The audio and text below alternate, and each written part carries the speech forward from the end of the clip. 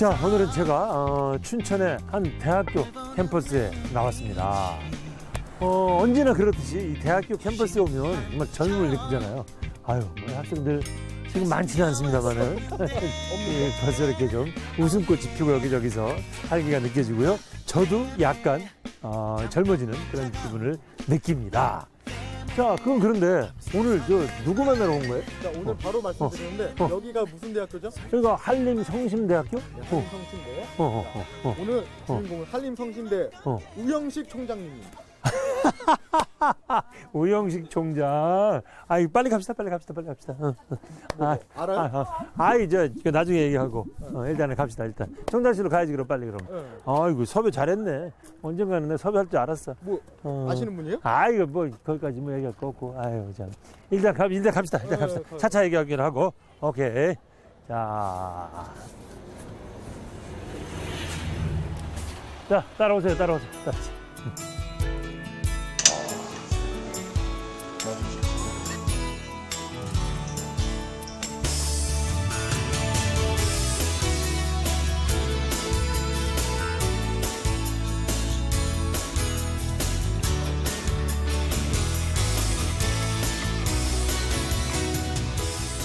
저 앞에 청장실이 있습니다. 어떻게 알아요, 근데? 빨리 얘기해봐요. 아, 얘기해야 돼? 아니, 지금 섭외를 잘못한 거 같잖아. 아니, 섭외 잘했는데 사실은 내가 섭외를 좀 하라고 하려다가 PD가 알아서 했네.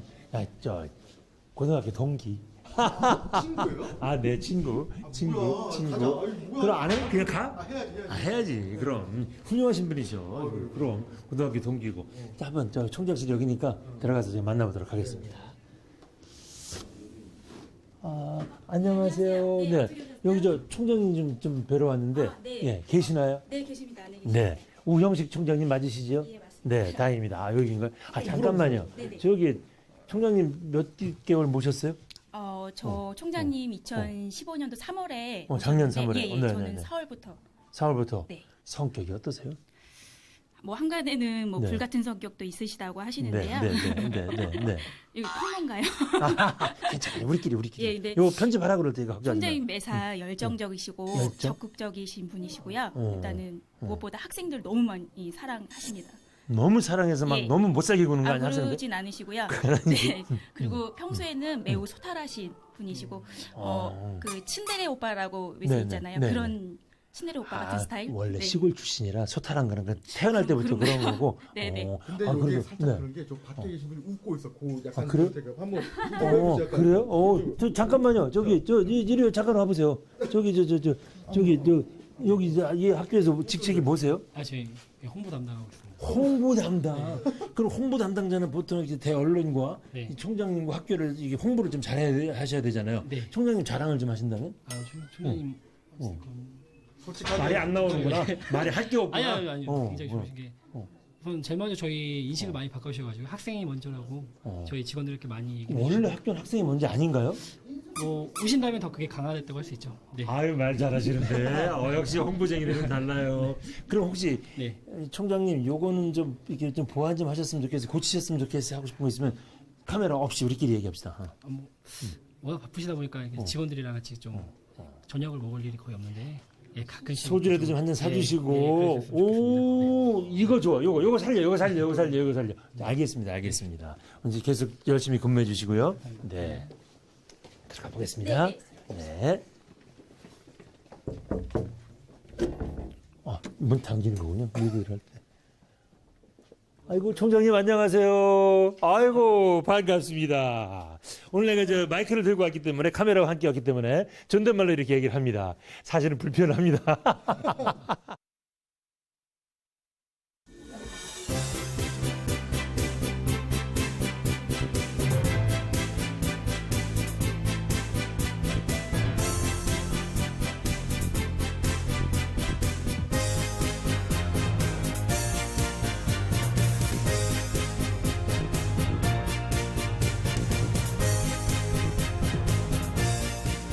정말 친구분이세요, 진짜? 고등학교 동기고 고등학교 3학년 때 같은 반이었고. 와, 그렇습니다. 전혀 모르고 섭외. 네. 아주 잘 나가시는 동기, 자랑스러운 동기입니다. 그건 그렇고. 여기 언제 왔어? 나는 이제 이 방송하느라고 저기 춘천에 왔다 갔다 한 지는 벌써 6년째고 내가 먼저 반 강원도 사람이 좀 연락 좀 하고 그러지. 그러니까 내가 이제 먼저 강원도 사람이 됐고 그럼 이제 강원도 사람 된지 작년 봄에 왔다 그러니까 이제 2년이 다 돼가네요. 그럭저럭 좀만 있으면 그렇죠. 와 보시니까 어떠시오? 물 좋고 산 좋고 사람 좋고 다 좋아요. 아이고 역시 여기 강원도 방송이기 때문에 의식을 하는구만. 하여튼 그렇고 할 얘기도 많고 물어보고 싶은 것도 많고 하니까 우리 또 시청자 여러분들께서 궁금해하시는 것도 많고 우리 좀 나가서 어디 뭐 교정을 걷든지 어디 좀 자리를 좀 마련해놨다고 하니까 나갑시다. 아 이거 전 말을 존댓말 하기도 그렇고 반말 하기도 그렇고 이게 방송이기 때문에 일단 존댓말로 하겠습니다. 네.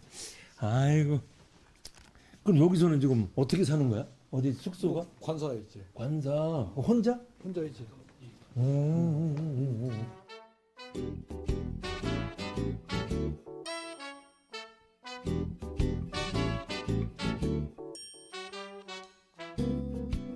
네, 아주 양지바른 잔디밭에 이렇게 자리를 잡았습니다.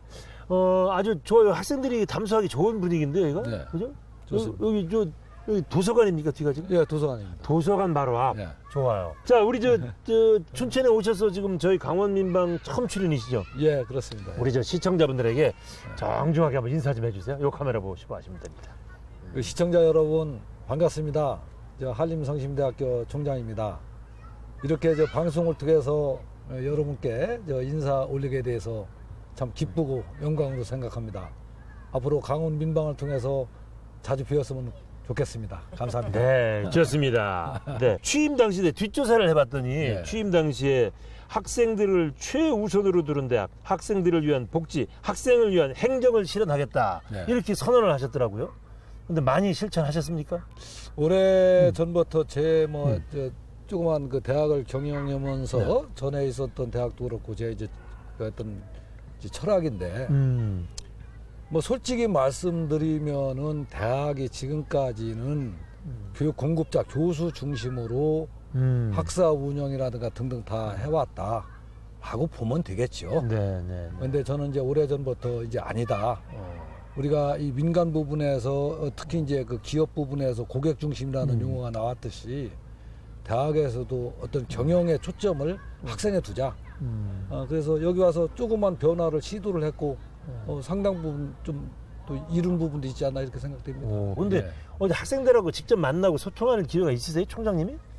뭐 경우에 따라 짜장면도 먹고 뭐 아이스크림도 먹고 또 학생들도 제가 좀 교수님들의 좀 시간을 네. 주면은 좀 클래스에 들어가서 좀 특강을 좀 합니다. 뭐 얘기하세요, 특강 때?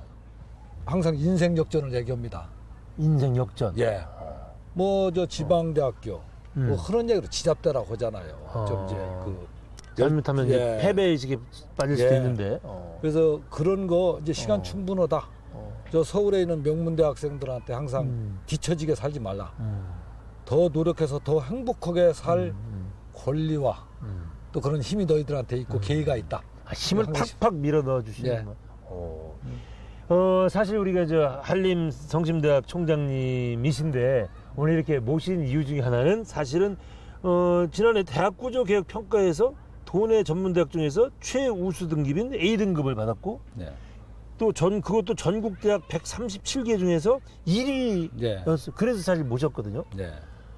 이 한림 성심대학 한번 자랑을 해보신다면 어떤 면에서 그런 이 평가를 받았을까요? 첫째는 뭐 저 교수님들이 참 열심히 해요. 교수님들이 참 이 강원도, 춘천 이 산업의 발전이 좀 다른 지역에 비해서 상대적으로 좀 덜 됐고 네. 그런데도 직업 교육을 하는 측면에서 이제 산업이 발전되면 훨씬 좋은데 그런 지형이 아닌데도 불구하고 예를 들어서 기업에서 요구하는 그런 교육 과정을 운영하고 현장 실습을 하고 취업을 시키고 근데 교수님들이 참 고생을 많이 했죠. 어젯밤에도 어느 학과장님이었더니 강릉을 가더라고요. 학생 하나 취업시키기 때문에 밤늦게. 그래서 우리 교수님들이 고생을 많이 했고 둘째는 우리 학교를 유지경영하는 네. 그 법인이 재단. 재단 일승학원이 뭐 제가 판단할 때는 전국에서 아주 가장 엑셀런트한 재단 중에 하나가 아닐까 훌륭한 재단이라고 생각합니다. 이제 그런 거 저런 거 복합적으로 좋은 평가를 받은 그런 원인이 아닐까 생각해요. 저 혹시 저 이따 그 얘기 나오겠습니다만은 교육부의 고위 관리 출신이라 좀 덕본 것도 있습니까? 그 평가에? 그 요새 오히려 그게 더 불리하게 작용합니다. 오히려? 요새 교피와 관피와 그 얘기 나온 지 오래됐잖아요. 아주 그냥 농담으로 질문 좀 해드려봤습니다. 이거 더 불리하게 작용해요. 좋습니다. 차제 지금 방송에 나오셨으니까 우리 예. 한림성심대학 학생들이 최대의 장점은 이런 겁니다. 얘기하실 만한 게 또 우수한 학생들도 받아야 되니까 예. 그걸 한번 좀 자랑을 하신다면 어떻게 자랑하실 수 있겠습니까? 글쎄 이제 제가 이제 3학기를 보내왔고 그래서 아주 학생에 대해서 네. 정확하게 평가를 하기는 굉장히 좀 어려운 입장입니다만은 저는 이거 하나만은 얘기를 우리 학생들의 굉장히 로열티가 대단하다. 어느 기업을 가든 그 기관에 대해서 충성심은 네네. 굉장히 좀 높을 것이다. 오. 그리고 두 번째는 굉장히 바른 인성을 갖고 있다. 네. 이 대목에서 제가 질문을 드리지 않을 수가 없습니다. 네. 왜냐하면 사실 그 아까 교육부 고위 관리를 했다고 그랬는데 사실 아시는 분은 아실 거예요. 교육부 차관까지 지내셨고 평생을 교육부 관리로 왔고 교육 정책을 이끌어 오셨는데 입장이 바뀌었잖아요. 이제 이렇게 돌이켜 보면 내가 교육부 국장 차관 이런 거 할 때 내가 현장 이거는 몰랐었구나 라는 것이 있어요 혹시? 90% 몰랐던 것 같아요. 지금 보면. 그래요? 네. 그러니까 이제 정부에 대학 나오고 행정고시 학교 가고 또 대학에 물론 중간에 잠깐 나와서 대학 경험했는데 그건 껍데기 경험한 거고 실제 이제 정부에 나와서 대학을 책임지고 헌지도 이제 온 시간이 많이 됐는데 내가 현직에 관료 있을 때 정말 대학에 대해서 아니면 학교에 대해서 얼마나 많이 알았던가 90%는 몰랐던 것 같아요. 그럼 지금 조금 대학들한테 좀 미안한 마음도 있어요? 당시에 내가 이런 정책 미안한 거 많죠. 미안한 거 많죠. 그 당시는 서울대, 연구대 잘난 대학만 생각했고 그쪽 대학 총장만 만났고 지방대학교 교수나 총장 만나서 알아보려고도 안 했고 아마 지금도 비슷할 것 같아요. 지금 현직에 있는 분들. 지금 현재 관료도 중앙부처든 지방정부든 관료들이 현장에 대해서 얼마나 많이 알까? 그래서 현장 적합성 있는 정책을 얼마나 많이 펼까?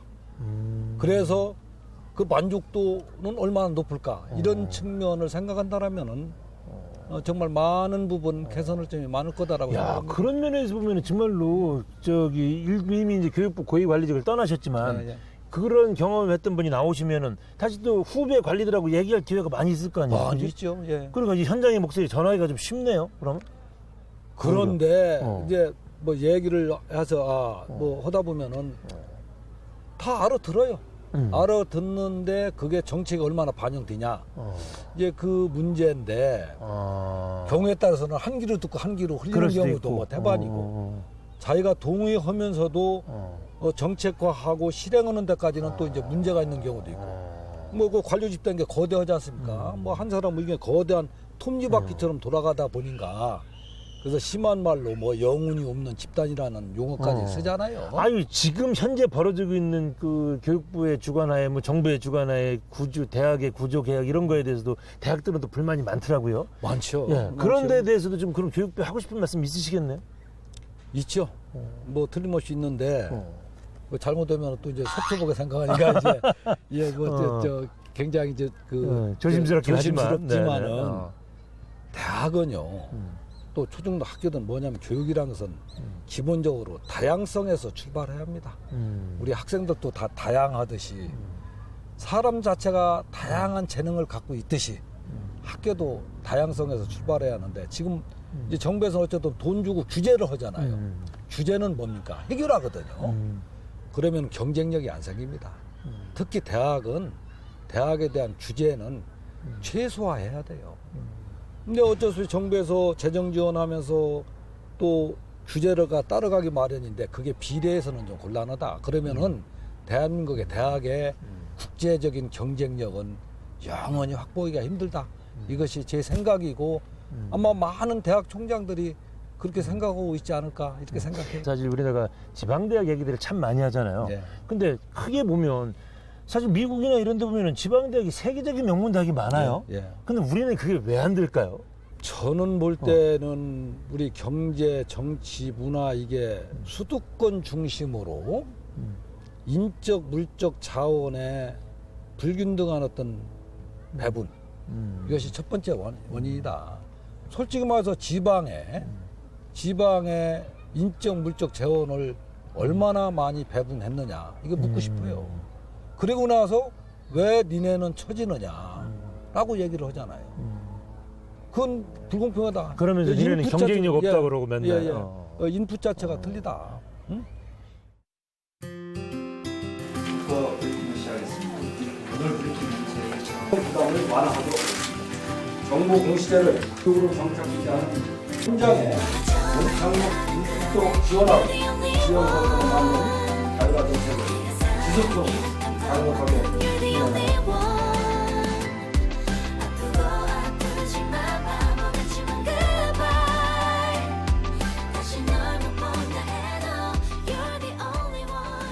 옛날 얘기 좀 해보겠습니다. 예. 어떻게 해서 교육 관리 공무원 쪽으로 길을 들여놓게 됐어요?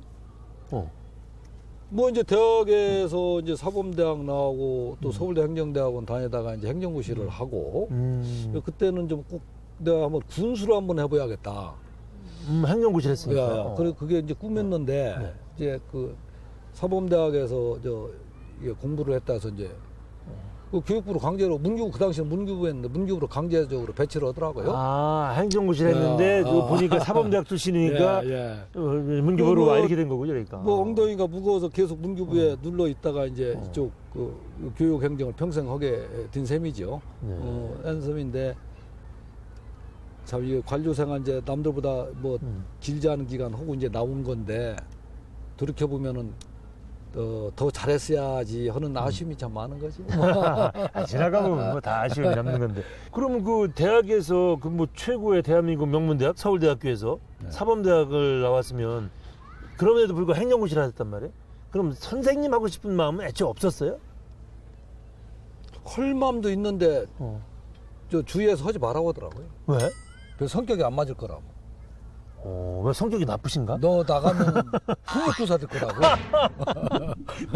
정말로? 어. 농반진반. 아니 그저 어. 실습을 교생 실습을 나갔는데 예. 그 지도는 선생님이 어. 후배는 저 교편으로 잡지 말라고 폭력교사 될 것 같다고. 정말? 어.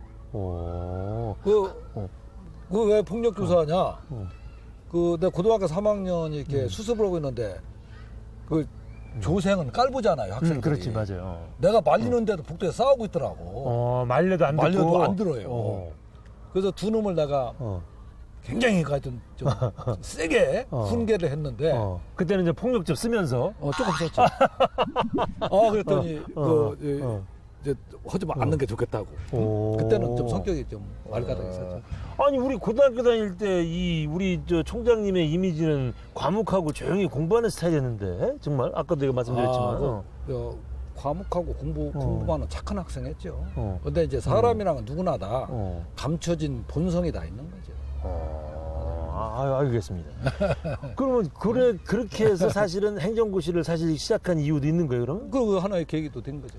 나 교직하고 적성이 잘 안 맞을 수 있겠다. 행정고시 하시고 승승장구하셔서 교육부 차관까지 하시고 또 그 이후에도 좀 금호공대 총장에 한림성심대학 총장에 이 정도면 그 인생에 거의 승승장구 이 어떤 그 시련 이런 거 없었을 것 같은데. 왜 시련이 없어요? 그 시련 많았지요. 어렸을 때 그 당시에 국민학교인데 국민학교 6학년 때 그때는 진학반 비진학반 갈랐어요. 중학교 그치. 갈라 애들 못 갈라 애들. 원래 어디 출신이에요? 청양. 청양 시골의 국민학교. 예. 근데 이제 저는 중학교 못 가는 비진학반 들었어요. 왜? 집이 가난해서. 중학교도 못 갈 정도로. 예. 그래서 이제 국민학교 졸업하고 서당을 다녔어요. 우리가 서당 마지막 세대입니다. 서당 마지막 세대. 아니 정말 그런데 어떻게 중학교를 가게 됐어요, 정말로? 그런데 이제 그에 서당 다니고 있는데 이 초등학교 때 이제 선생님이 그 자전거 타고 오셔서 아버님을 설득시켰죠. 얘 이제 중학교를 꼭 보내야 한다. 똘똘한데 보내야 된다. 그래서 이제 1년 늦게 중학교를 갔지요. 그래서 우리가 생년월일로는 저보다 하나 위 나이가. 그렇죠. 그래서 이제 중학교 3년 또 어렵게 다니고 또 어렵게 이렇게 대전까지 이제 고등학교 이렇게 가게 돼버렸죠. 아니 그때 당시에 아무리 우리가 저기 60년대이지만 초등학교가 얼마나 가난했으면은 정말 가난하셨어요? 정말 그런 중학교를 아예 아니고 못 근데 불릴 정도로? 우리 저 어. 잘 그 이해를 못해 대전서만 좋은 집안에서 태어나서 아이고, 금수저로 태어나가지고 모르시는데 우리처럼 흙수저로 태어나면은 다 알아요. 실제 그 당시에 시골 면지역 이하에서 이게 살았던 사람들은 중학교 못 가는 학생 많습니다. 왜냐면은 우리가 그야말로 6.25 전쟁 나고 이제 55년부터 네. 이제 뭐 베이비붐 시절인데 베이비붐 세대. 보통 한 가족에 5형제, 7형제, 거의 다 그랬죠. 많은 데는 9형제 됐잖아요. 맞아요. 응. 그 장남만 중학교 보내고 나머지는 중학교 못 갔죠. 그래서 아마 이제 그런 속에 집안에 하나만 학교 보내고 나머지는 집에서 농사 짓고 뭐 이런 구조였었죠. 뭐 저희도 그런 구조였었고. 그래서 형은 중학교 가고 너는 중학교 가지 마라. 그러니까 하나나 키워서 좀 네. 공부시키고 나머지 돌보게 하자 이런 게 옛날 그렇습니다. 가난한 집들 예. 보통. 그래서 늦어진 거예요. 그러면 요즘에 그냥 하나 말로 정말 흙수저로 태어나신 거네. 처음에 조건이. 그렇다고 해야죠.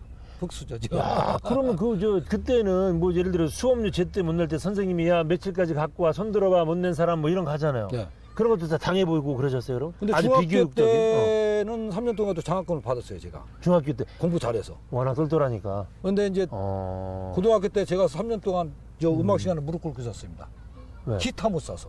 그 기타 잘 치잖아요. 기타 잘 치잖아요. 아이고, 저기 나는 기타 없어서 무릎 꿇고 있었어요. 5,000원짜리 기타 못 사가지고. 그 음악 선생님 맨날 무릎 꿇고 있어요. 이 선생님 얘기까지. 야. 무릎이 다 그때 절대 났어요. 그런데 이제 그때 그렇게 학교 다닐 때 좀 힘들고 그럴 때 저는 이제 그 시장을 많이 갔어요.